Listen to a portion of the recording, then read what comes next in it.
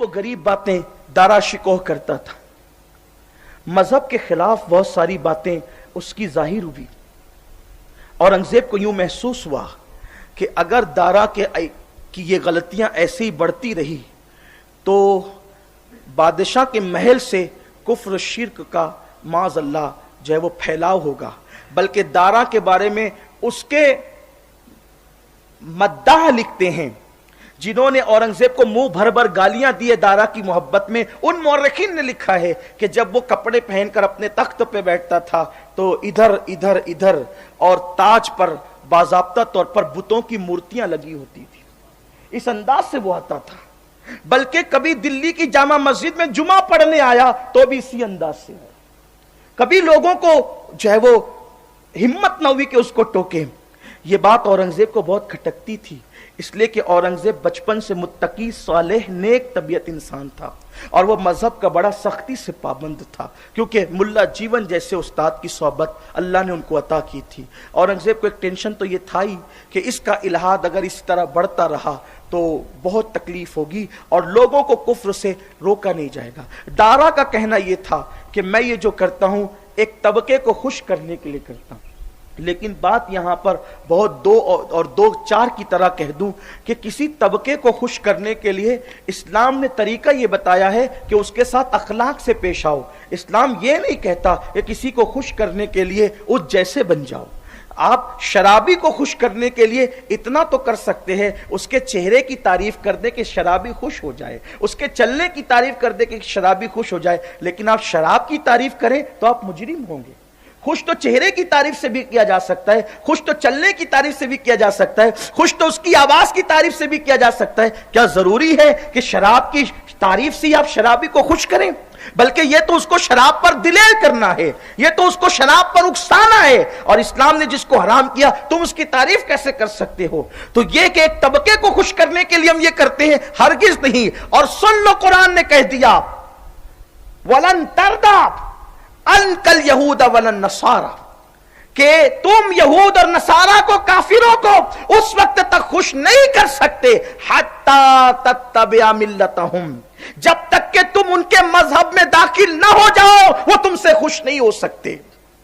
تو یہ خام خیال، قرآن نے فیصلہ کر دیا آپ کافروں کو کافر بنے بغیر خوش نہیں کر سکتے۔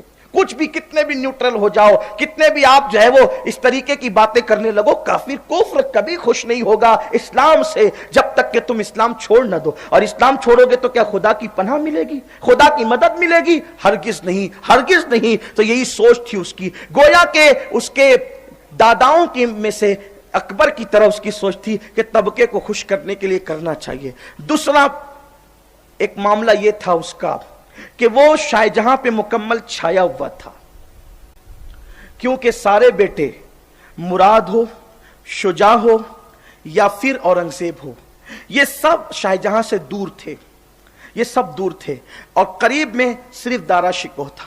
یہ تینوں بھائیوں سے جو ہے وہ شاہ جہاں کو دور رکھتا تھا اور ان کے کان بھرتا تھا۔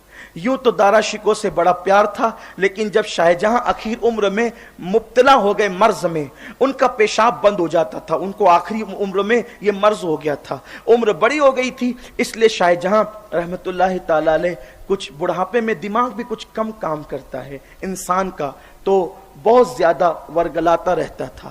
اخیر کار بیٹے کو پا کر اس کی ہر ہاں میں ہاں شاہ جہاں ملاتے تھے، یہاں تک کہ پھر بیٹوں کو قتل کرنے کی بات کی تو شاہ جہاں نے اس پر بھی منع نہیں کیا۔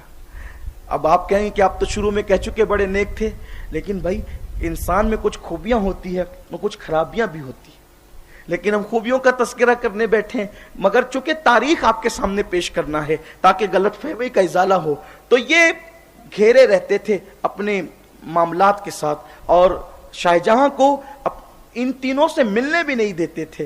اورنگزیب کی خواہش یہ تھی کہ کسی طرح سے مل کر کے ساری غلط فہمیاں دور کریں۔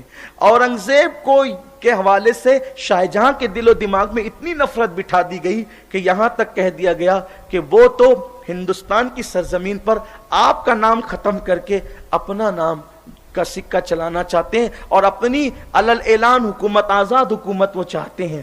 تو شاہ جہاں کو حیرت ہوئی کہ میرا بیٹا جس کو میں نے پالا پوسا بڑا کیا، آخر وہ میرا اتنا مخالف کیوں ہے؟ تو غلط فہمیاں تھی، دوریاں غلط فہمی بڑھاتی تھی. لیکن میں نے اورنگزیب کے کئی خطوط پڑھے. اورنگزیب نے جب بھی اپنے ابا شاہ جہاں کو خطوط لکھے تو اس انداز سے لکھے: عالی جاہ، عالم پناہ، اعلی حضرت، ایک مرتبہ باریابی کی اجازت عطا فرما دے. میں خود حاضر ہو کر سارے معاملات آپ سے خود کہنا چاہتا ہوں. یہ حالات تھے کہ جیسے خطوط محل میں آتے وہ وہیں سے غائب کر دیے جاتے، خطوط وہیں سے غائب کر دیے جاتے، شاہجہاں تک پہنچنے بھی نہیں دیے جاتے. اور جواب میں یہی لوگ خطوط لکھتے اور اس پر شاہی مہر ہوتی. اور ادھر سے عالی جاہ کہا جا رہا ہے، اعلی حضرت کہا جا رہا ہے، ادھر سے عالم پناہ کہا جا رہا ہے، ادھر سے جو ہے ذل اللہ کہا جا رہا ہے، اور ادھر سے جو ہے وہ تلخیاں ہیں. تو اورنگزیب کو حیرت ہوتی تھی، ہم اتنی محبتوں کی بات کرتے ہیں اور باپ ہو کر ادھر سے نفرتوں کا اظہار ہوتا ہے. تو حقیقت تو یہ تھی کہ خطوط نہ وہاں تک پہنچتے تھے اور نہ وہاں سے خطوط آتے تھے. اس معاملے میں جہاں شہزادی جہاں آرا بیگم نے بہت کلیدی رول ادا کیا، اللہ اس کی قبر پر رحمت و نور کی برسات فرمائے. اس نے یہ ساری محل کی صورتحال لکھ کر کے حضرت اورنگزیب کو روانہ کیا. اورنگزیب نے تہیہ کیا کہ کسی طرح سے یہ صورتحال وہاں تک پہنچے. آخر کار اورنگزیب جب وہاں پہنچے تو یہ پلان کر لیا گیا کہ جیسے یہ محل میں داخل ہوں گے انہیں قتل کر دیا جائے گا.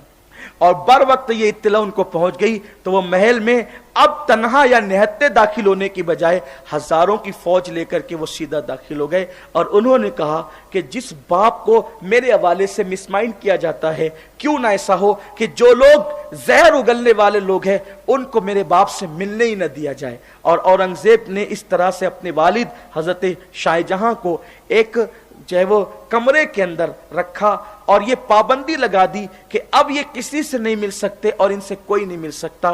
اسی کو تاریخ کا غلط پروپیگنڈا کہتا ہے کہ اس نے اپنے باپ کو قید کر دیا. بھئی کسی سے ملنے سے روک دینا ایک الگ بات ہے اور قیدی بنا دینا ایک الگ بات ہے.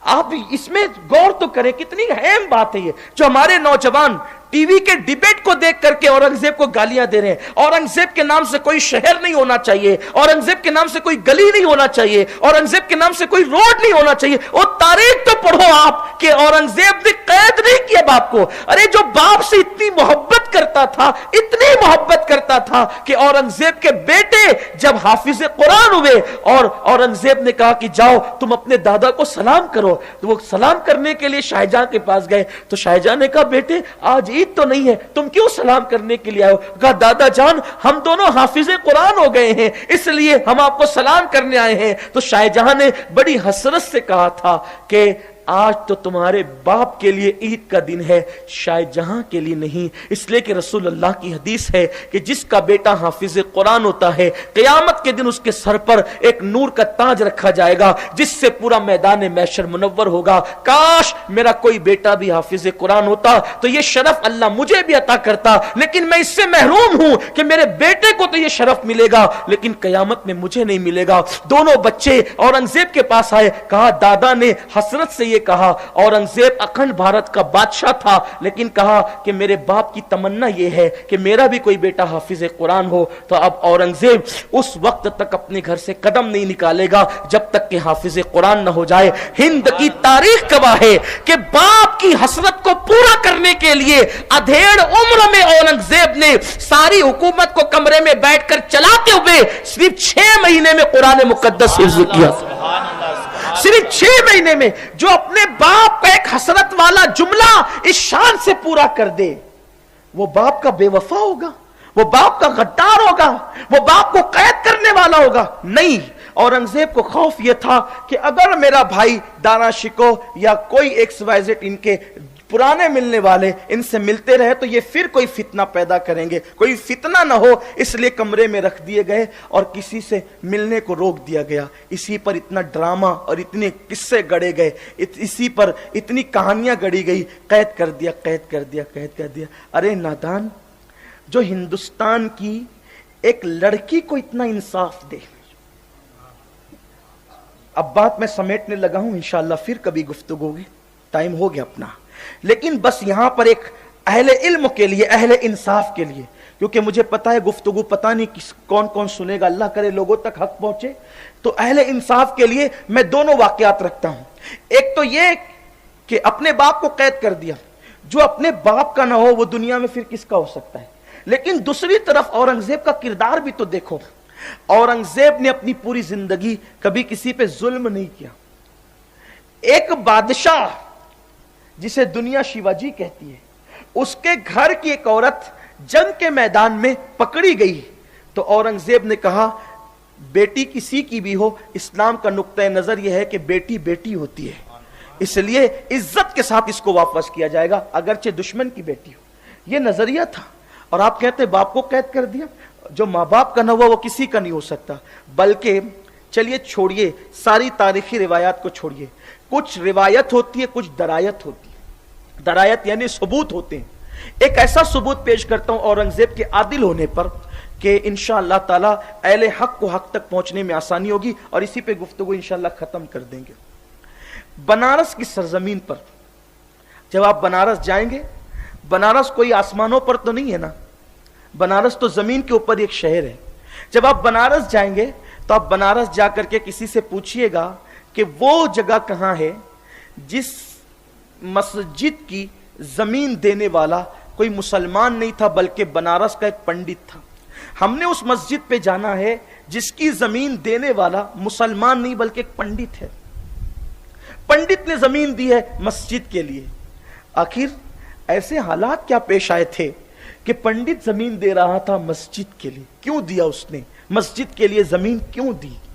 تو اس کے پیچھے پس منظر تاریخی یہ ہے کہ بنارس کا وہ پنڈت جو ان تمام پنڈتوں کا سردار تھا اس دور کا، اس کی ایک بہت خوبصورت بیٹی تھی، اور اورنگزیب کی پورے بھارت پر حکومت تھی۔ تو اورنگزیب نے ظاہر سی بات ہے حکومت چلانے کے لیے الگ الگ گورنر مقرر کیے تھے۔ اب اتفاق سے ایسا ہو سکتا ہے نا کہ کسی کی پیشانی پر تو نہیں لکھا ہوتا ہے نا کہ کون نیک ہے کون بد ہے۔ بھائی محفل میں جو سنجیدہ سفید کپڑے پہن کر بہت سر جھکا کر گردن جھکا کر کے بیٹھے، عطر لگا کر بیٹھے، تو کوئی ضروری نہیں ہے نا کہ وہ اندر سے بھی اتنا ہی شریف ہو جتنا باہر سے شریف۔ کسی کی پیشانی پہ تو نہیں لکھا ہوتا ہے۔ تو اورنگزیب کے سامنے آدمی مؤدب رہتا ہے اور بعد میں بدماشی کرتا ہے، تو اس میں اورنگزیب کا قصور کیا ہے؟ تو اورنگزیب نے کسی کی ظاہری شرافت کو دیکھ کر اس کو بنارس کا گورنر بنا دیا۔ وہ بنارس کا گورنر بنا۔ وہ عورتوں کا بڑا پیاسا تھا، بڑا لالچی تھا عورتوں کا، اور اس کی عادت تھی کہ ہر رات اس کے بستر پر کوئی نئی لڑکی چاہیے تھی۔ اتنا بدبخت تھا وہ، لیکن کلمہ پڑھتا تھا، مسلمان کہلاتا تھا۔ بس وہ گورنر نیا نیا بن کر کے آیا، نیا نیا وہ علاقے کا جو ہے وہ ذمہ دار بن کر کے آیا، اور اس نے پھر وہاں کے لوگوں سے مشورہ کیا، یہاں پتہ بتاؤ کہ خوبصورت لڑکیاں کس کس گھر میں ہیں۔ تو فوری طور پر کسی نے اس کو خوش کرنے کے لیے بتایا کہ یہاں کا جو پنڈتوں کا بڑا ذمہ دار ہے اس کی لڑکی اتنی خوبصورت اور حسین و جمیل ہے کہ پورے بنارس میں اس کے حسن کے چرچے ہیں۔ اس نے کہا جاؤ اور جا کر اس پنڈت کو خبر دو کہ وہ فوری طور پر اپنی بیٹی میرے محل کے اندر روانہ کر دے۔ دیکھیے یہ ہند کی زمین ہے، یہاں ہندو ہو یا مسلمان، نہ یہاں کا ہندو کبھی بے غیرت ہوا ہے نہ یہاں کا مسلمان کبھی بے غیرت ہوا ہے۔ اس زمین کے اندر اللہ نے حیا رکھی ہے۔ ہندوستان کی زمین میں حیا ہے، ہندوستان کی زمین میں محبت ہے، ہندوستان کی زمین میں پارسائی ہے۔ اس نے غیرت سے کہا یہ کیسے ہو سکتا ہے کہ میں اپنی بیٹی کسی کے گھر بھیج دوں، اگرچہ وہ بادشاہ کا نمائندہ ہے، لیکن یہ تو پاپ ہے نا، کسی لڑکی کے ساتھ جو ہے وہ رات گزارنا یہ پاپ ہے، ہمارے مذہب میں بھی اور تمہارے مذہب میں بھی۔ مذہب تو پاپ نہیں سکھاتا، کیوں ایسا کرتے ہو، جاؤ۔ پھر اس نے کہا اچھا ٹھیک ہے، اگر یہ پاپ ہے تو اس سے کہنا کہ وہ اپنی بیٹی کی شادی میرے ساتھ کرنے کے لیے تیار ہو جائے۔ اس نے کہا حیرت ہے، ہم برہمن ہیں آپ مسلمان ہیں، دونوں میں شادی کیسے ہو سکتی ہے؟ ایک مسلم اور غیر مسلم میں شادی کیسے ہو سکتی ہے؟ اس نے کہا میں تمہیں صرف چند دنوں کا ٹائم دیتا ہوں، اگر ان دنوں کے اندر اپنی بیٹی کی ڈولی سجا کر میرے گھر نہ بھیجی تو پھر اپنی بیٹی کا جنازہ دیکھنے کے لیے اور اپنی موت دیکھنے کے لیے تیار ہو جاؤ۔ पंडित ने खाना छोड़ दिया, पीना छोड़ दिया, हंसी छूट गई, सब खत्म हो गया। हमारी जमात के बहुत बड़े आलिम अल्लामा अरशदुल कादिर रईसुल कलम ने इस तारीखी वाक़े को अपने अंदाज में लिखा है, जिसको मैं अपने अल्फाज के जामे में पेश कर रहा हूं। बहुत होशियार चतुर चालाक बेटी ने अपने बाप से कहा, बाबा तू परेशान क्यों है? कहा बेटी छोड़ दो, रहने दो। कहा तू खाना नहीं खाता, क्या बात है? आखिरकार बाप ने बेटी को कहा, बेटी एक मुसलमान गवर्नर है और वो तेरा हाथ मांगता है, मैं क्या करूं? औरंगजेब का भेजा हुआ है, सोच तो सही उस दिन हमारे लिए कितना बदतरीन दिन होगा कि हमारी बेटी किसी मुसलमान की दुल्हन बन के जाएगी, ये कैसे हो सकता है? उस लड़की ने कहा, आप एक काम करें, उससे 1 महीने की मोहलत मांग लें, उससे कहना इतने दिन की नहीं 1 महीने की मोहलत दे दें, 1 महीने बाद हम अपनी बेटी की डोली सजाकर तुम्हारे घर भेज देंगे। वो पंडित के पैरों के नीचे से जमीन खिसक गई। उसने कहा, बेटी मेरी बेटी किसी मुसलमान के घर जाएगी? कहा नहीं जाएगी, लेकिन आप उससे बात तो करें, 1 महीने का वक्त तो ले, इन सब ठीक होगा, सब खैर होगा, बस आप उससे 1 महीने का टाइम ले लें। बेटी की होशियारी पर बाप को बड़ा नाज था। उसने जाकर के कहा 1 महीने का वक्त दे, 1 महीने के बाद बेटी की डोली सजाकर भेज देंगे। इधर वो लड़की, बाप टाइम लेकर आया और वो लड़की बनारस से गायब हो गई। पता नहीं वो लड़की कहां चली गई, लेकिन मौर्रिखीन ने लिखा है कि उस होशियार लड़की ने अपने पूरे वजूद को कस के बांधा और लड़कियों की जो अलामतें थी उसको मुकम्मल छुपाया, और मुगल शहजादे उस जमाने में जो कुर्ते और जुब्बे पहनते थे वो जुब्बा उसने पहना, और मुसलमानों की तरह सर पे पगड़ी बांधी और घोड़े पे सवार होकर वो बनारस से दिल्ली चली गई। उन दिनों औरंगजेब का तरीक़ाकार ये था कि सुल्तान मोहिउद्दीन औरंगजेब आलमगीर जुमा की नमाज खुद पढ़ाते थे। ये इस्लाम का तरीक़ाकार है कि जो बादशाह होगा वो मस्जिद की इमामत भी करेगा, ये तरीक़ाकार है। ये और बात है कि आज के हमारे कारपोरेटर हज़रात को कलमा नहीं आता, ये एक अलग बात है। हमारा एमएलए गुस्ल का तरीका नहीं जानता, ये एक अलग बात है। ये रोना है हमारा, ये हमारी कम नसीबी है ये कि अहले इक्तिदार दीन नहीं जानते, ये एक अलग बात है। इसलिए कि लोग रिश्वतों पे वोट देते हैं, ये हालात हैं। जब तक लोग अपने ज़मीर की आवाज़ पर वोट देते थे उस वक्त तक के हमारे ताजदार ऐसे थे। अब जब से लोगों ने रिश्वतों पे वोटों को बेचना शुरू कर दिया है तो वोट देने वाला रिश्वत खोर होगा, तो जिसको दे रहा वो कौन सा ईमानदार होगा? अगर महफिल में कोई ऐसे लोग हो तो खुदा के लिए मुझे माफ़ करें। नश्तर जो लगाता है वो दुश्मन नहीं होता। मैं कोई सियासतदान भी नहीं हूं, लेकिन बात निकली है तो अर्ज कर रहा हूं। औरंगजेब का तरीका यह था, वो तरावी भी खुद पढ़ाते थे रमजान शरीफ के अंदर।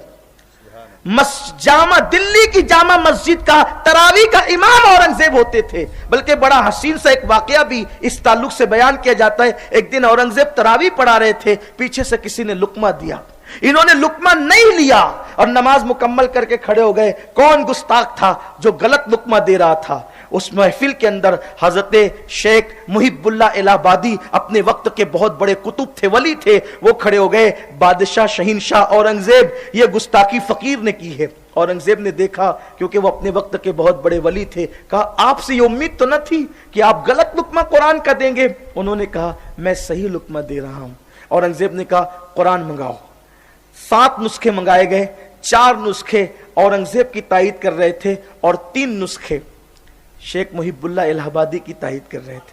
औरंगजेब ने कहा मेरी तरफ तादाद ज्यादा है, इसलिए मैं सही पढ़ रहा हूं। शेख मुहिबुल्लाह इलाहाबादी ने फिर क्या किया, अपनी चादर उठाई और औरंगजेब के सर पे डाल दिया। कहा अब बोल कौन सही पढ़ रहा था? तो औरंगजेब कदम पकड़ लेते हैं, कहा हजरत आप जो कह रहे हैं वही सही है। तो उस वक्त लोगों ने कहा कि एक फकीर की डांट पर औरंगजेब ने अपना मौकिफ बदल दिया। तो औरंगजेब ने कहा तुम्हें नहीं पता, जब इस फकीर ने अपनी चादर मेरे सर पे डाली तो लौहे महफूज पर मेरी निगाह पड़ गई और लौहे महफूज पर वही लिखा था जो हजरत मुहिबुल्लाह इलाहाबादी कह रहे थे। उस वक्त मुहिबुल्लाह इलाहाबादी ने फरमाया औरंगजेब तुम मुसहफ देख करके पढ़ते हो, हम औलिया अल्लाह लौहे महफूज देख करके पढ़ा करते। ये भी एक हसीन सा वाकया है, ये भी बड़ी शान वाली चीज है। तो औरंगजेब जुमा की नमाज के बाद वो जो सीढ़ियां है ना, آپ نے جامع مسجد تو دیکھی ہوگی دل، وہ جو سیڑھیاں ہیں اس پر بیٹھ جاتے تھے اور عام پبلک سے ملاقات ہوتی تھی اور لوگ اپنے اپنے مسائل اورنگزیب کے سامنے پیش کرتے تھے، سب کی سنتے تھے اورنگزیب۔ نماز جمعہ کے بعد ہفتے میں ایک دن تھا جو عوام کے لیے جو چاہے اپنی حاجت پیش کرے، جو چاہے اپنا مسئلہ پیش کرے، یہ انداز تھا حضرت اورنگزیب عالمگیر کا۔ لوگ بیٹھے ہوئے تھے، اورنگزیب بھی تھے۔ اچھا، آج کل سیکورٹی کا بڑا مسئلہ ہے، جو لوگ لیڈر ہوتے ہیں، جو لوگ پبلک میں مشہور ہوتے ہیں، ان کو جب ڈر لگتا ہے ہمیں کوئی مار نہ ڈالے، ہمیں کوئی دھکا نہ دے، ہمیں کوئی جو ہے وہ نقصان نہ پہنچا دے۔ یاد رکھنا، سیکورٹی رکھنا کوئی غلط بات نہیں ہے، لیکن جو کسی پہ ظلم نہیں کرتا اس پہ بھی ظلم نہیں ہوتا۔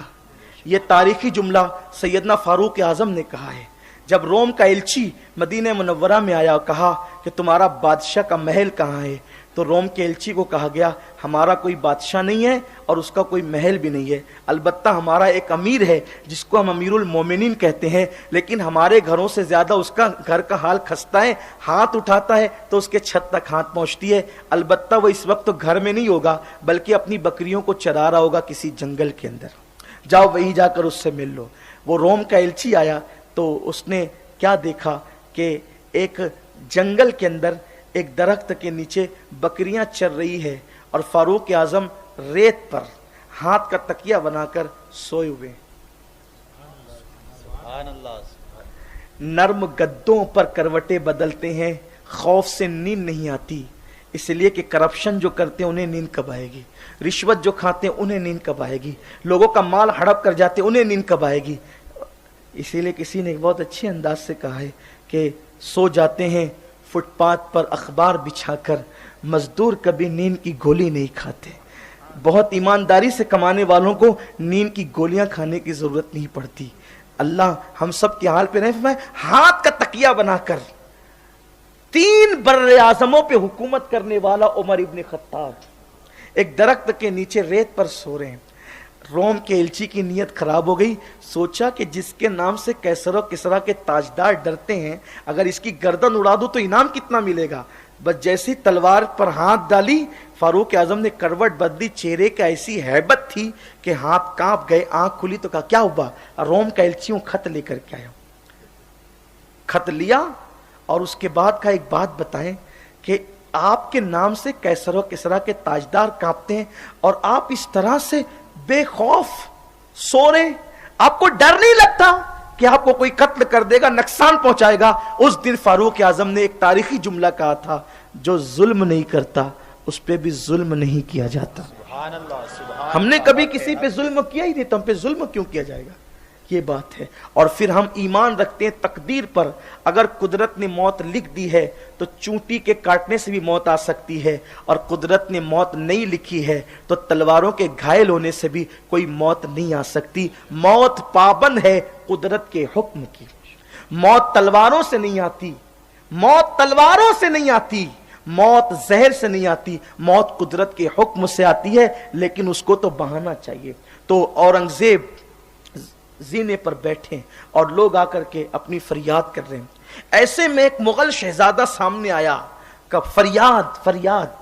اورنگزیب نے مغل شہزادے کو دیکھا اور دیکھنے کے بعد اس مغل، لوگ سمجھتے تھے مغل شہزادہ ہے، اورنگزیب نے اپنی جو چادر تھی وہ چادر اٹھا کر اس کے سینے کی طرف پھینکتے ہوئے کہا، بیٹی، اسلام لڑکیوں کو اس طرح مردوں کے سامنے آنے سے منع کرتا ہے۔ لوگ حیران تھے کہ یہ تو مغل شہزادہ ہے اور اورنگزیب اس کو بیٹی کہہ رہا ہے، اور پھر کہا کہ اسے ایک مخصوص کمرے میں لے کر کے چلا جائے، اور جب مخصوص کمرے میں لے گئے تو پتہ چلا وہ مغل شہزادہ نہیں، اورنگزیب کی نگاہ اتقوا بفراست المؤمن فإنه ينظر بنور اللہ تعالی، مومن کی فراست سے بچو، وہ اللہ کے نور سے دیکھتا ہے۔ خدا ایمان والوں کو دل میں آنکھیں عطا کرتا ہے، جسے لوگ مغل شہزادہ سمجھ رہے تھے، اورنگزیب نے اس کو پہچان لیا اور پھر کہا، بیٹی بات کیا ہے؟ اس نے پوری داستان سنائی۔ اس نے کہا، جا بیٹی، جا کر کے تیرے باپ سے کہنا کہ متعینہ مدت پر ڈولی سجا کر روانہ کرتے، جا۔ उसके पैरों के नीचे से जमीन खिसक गई। आखिर मुसलमान ने मुसलमान ही का सपोर्ट किया। गुफ्तगू में हर दूसरे जुमले के बाद तीसरा जुमला बेटी भी था, और इतना मेरा अपमान भी, इतनी मेरी बेइज्जती भी कि तेरे बाप से कहना कि मुतय्यना तारीख पर डोली सजा करके उस गवर्नर के घर भेज देना। लेकिन जब वो लड़की थी, होशियार थी, जब दिलों में तासुब नहीं होता तो सोचने के अंदाज भी बदलते हैं। उसने सोचा कि उसने दो जुमले के बाद, हर दो जुमले के बाद मुझे बेटी कहाँ है, तो ये बादशाह बेटी कहने की लाज जरूर रखेगा। जो मुझे बात बात पे बेटी कहता था, वो बेटी कहने की लाज जरूर रखेगा। लड़की बनारस आई, बाप से ने कहा कहाँ गई थी, उसने पूरी दास्तान कही रो रो कर, और ये भी कहा कि बादशाह ने कहा है कि मुतय्यना तारीख और मुद्दत पे डोली सजाकर भेज देना। पंडित ने कहा कि आखिर मुसलमान ने मुसलमान का सपोर्ट किया। लड़की ने कहा मैं भी यही सोचती हूँ, लेकिन मेरा दिल कहता है कि वो हर दूसरे जुमले के बाद तीसरा जुमला बेटी कह के कहता था। शायद बादशाह बेटी कहने का कुछ तो उस ख्याल करेगा, कुछ तो लाज रखेगा। तारीख आ गई, डोली सज गई। वो डोली क्या थी, कोई जनाजा महसूस होता था। बाप रोते रोते बेहोश होता था, गैरत के हवाले से मरा जाता था। डोली उठाने वाले आए और उठा करके जब ले जाने लगे, और वो गवर्नर जो है वो दूल्हा की तरह बाराती लेकर के आया था। पैसे निछावर किए जा रहे थे, आगे आगे डोली चल रही थी, पीछे पीछे जो है वो बादशाह का गवर्नर बारात के साथ चल रहा था। लोग बड़े खुश थे। बादशाह शराब भी पीता था, बारात में भी शराब पी जाती थी, पैसे लुटाए जाते थे। उस वक्त मशअले जल रही थी, शाम का वक्त था। ऐसे में जब वो गवर्नर की बारात आगे चली तो लोगों ने देखा एक कंबल पोश लोगों को चीरता हुआ वो गवर्नर के करीब गया, और उसके घोड़े के करीब जाकर के उसने यूं हाथ फैलाया और कहा इस खुशी के मौके पे मुझे भी भीख दे। तो उसने गुरूर और तकब्बुर से कहा जमीन पे गिरे हुए पैसे पड़े हैं, उठा ले, फकीर के लिए इतना ही काफी है। तो उस आने वाले ने कहा मैं वो फकीर नहीं जो नीचे की गिरी हुई रकम लेता हूँ, मैं वो फकीर हूँ कि मैं हाथ में भीख लेता हूँ। तो उसने कहा चल खुशी का मौका है, तेरी ये बात भी पूरी कर देते हैं। जेब से निकाले, और निकालने के बाद जैसे ही हाथ पे रखे, हाथ की कलाई पकड़ ली गई, और इतनी जोर से पकड़ी कि वो गवर्नर हैरान रह गया कि आखिर ये कौन है। जैसे ही उसने अभी उस आने वाले को देखना चाहा कि उस कंबल कोश ने अपनी कंबल को फेंका, तो सबकी आंखें फटी के फटी रह गई, आंखें फटी के फटी रह गई, पैरों के नीचे से जमीन निकल गई, ढोल ताशे बंद हो गए, शहनाइयां लेकर के लोग भाग गए, अफरा तफरी का माहौल हो गया। इसलिए कि आने वाला वो फकीर कोई और नहीं था, वो अखंड भारत का बादशाह सुल्तान मुहियुद्दीन औरंगजेब आलमगीर था। और कहा बदबख्त इस्लाम को बदनाम करता है, मैंने तुझे लोगों की आबरू के तहफ्फुज के लिए भेजा था, या मैंने तुझे लोगों की आबरू से खेलने के लिए भेजा था। और उसके बाद कहा मंगाओ दो हाथी मंगाए गए, एक हाथी के पैर से एक पैर, दूसरे हाथी के पैर से दूसरा पैर, और दोनों को मुखालिफ सिमत में दौड़ाया, और उसका पूरा बदन चिर गया। औरंगजेब ने ऐलान किया हिंदुस्तान की किसी भी बेटी पर कोई नजर उठाएगा तो औरंगजेब उसका अंजाम ये करेगा, बेटी की आबरू से खेलने वालों का अंजाम ये होगा। उस वक्त बनारस की शाम वो तारीखी शाम हो गई। पंडित ने अपनी बेटी की आबरू को बचते हुए देखा। औरंगजेब ने पंडित को साथ लिया, उस बेटी को साथ लिया, और कहा पंडित जी आपके घर चलना है। वहां जाकर औरंगजेब बैठे, बैठने के बाद पानी मंगाया, पानी पिया, और कहा कुछ है खाने के लिए। पंडित के घर जो भी था उसने पेश किया। औरंगजेब ने खाना खाया, और उसके बाद 2 रकअत नमाज अदा की उसी पंडित के घर में। पंडित ने बड़ी सादगी से पूछा औरंगजेब तेरे घर खाने की कोई कमी तो नहीं, तूने मेरे घर का खाना मांग कर क्यों खाया? तो औरंगजेब ने पंडित से जवाब दिया पंडित जी जिस दिन आपकी बेटी फरियाद लेकर आई थी उस दिन जामा मस्जिद की मस्जिद के जीने पे बैठ के मैंने कसम खाई थी इस बेटी की इज्जत को जब तक मैं महफूज न कर लूं मुझ पे खाना भी हराम है और पीना भी हराम है और सोना भी हराम है। आपकी बेटी दिल्ली से क्या गई? उस दिन के बाद से ना मैंने खाना खाया, ना पानी पिया, ना मैं सोया। मुझे एक फिक्र थी کہ ہندوستان کی ایک بیٹی کی عزت کی حفاظت کرنا ہے. اب بھوک اتنی شدت سے لگی تھی، میں اپنا کام پورا کر چکا، اس لیے میں نے کھانا بھی کھایا، پانی بھی پیا اور 2 رکعت شکرانے کی نماز ادا کی کہ اللہ تیرا شکر ہے میں نے ایک مظلوم کو انصاف دلایا ہے. پنڈت نے کہا اورنگزیب تم نے یہاں 2 رکعت شکرانے کی نماز پڑھی ہے، اب یہاں کوئی اور کام نہیں ہوگا، یہاں ہمیشہ اب نماز ہی ہوتی رہے گی.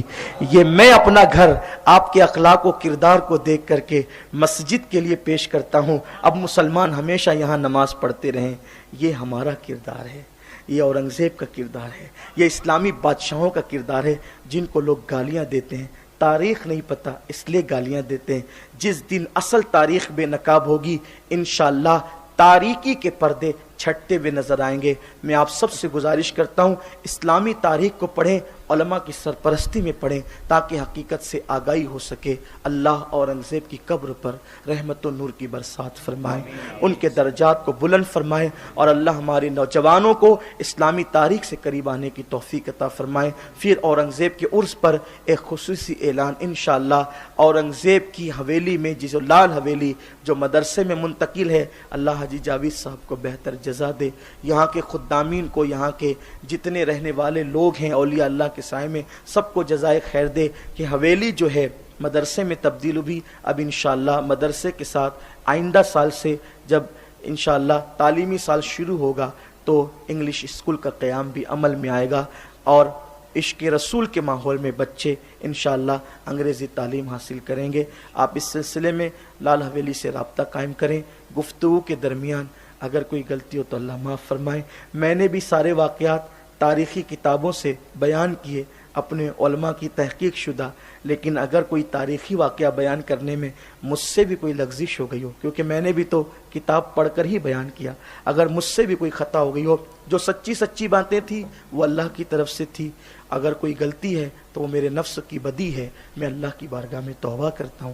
استغفر اللہ ربی من کل ذنب واتوب الیہ وما علینا الا البلاغ. السلام علیکم ورحمۃ اللہ.